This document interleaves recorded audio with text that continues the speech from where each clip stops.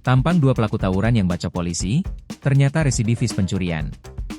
Dua pelaku tawuran yang membacok anggota kepolisian di Jalan Azimar, Kelurahan Tegal Gundil, Kecamatan Bogor Utara, Kota Bogor, ditangkap polisi.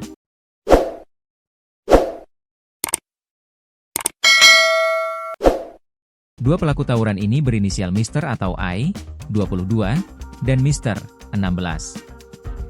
Mereka sampai membacok anggota polisi hingga ia mengalami luka dan dijahit sebanyak 50 jahitan.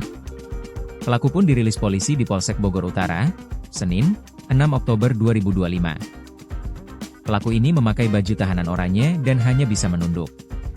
Pelaku yang membacok ini Mr. alias I, 22, ternyata seorang residivis dengan kasus pencurian. Sekitar pukul 8, kemarin, kami berhasil mengamankan satu orang anak berhadapan dengan hukum berinisial Mr., 16, warga Sempur, Bogor Tengah. Pelaku yang melakukan pembacokan diketahui bernama Mr. alias Al, 22, seorang residivis kasus pencurian, kata Kapolsek Bogor Utara AKP Enjo Sutarjo kepada tribunnewsbogor.com di Polsek Bogor Utara. Pelaku yang ditangkap ini berjumlah 2 orang. Mereka sengaja tawuran pada hari Minggu, 5 Oktober 2025, dini hari.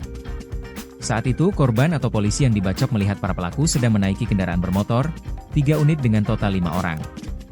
Korban kemudian menegur para pelaku dan menanyakan karena instingnya sebagai anggota Polri hendak kemana dan apa tujuannya. Para pelaku mengaku akan melakukan tawuran di kawasan Warung Jambu dan Bubulak, ujarnya.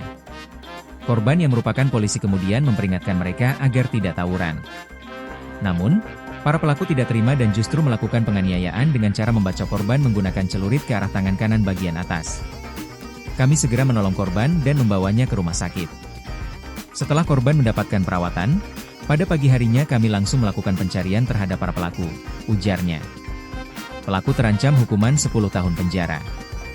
Polisi melakukan pencarian 3 orang pelaku lainnya.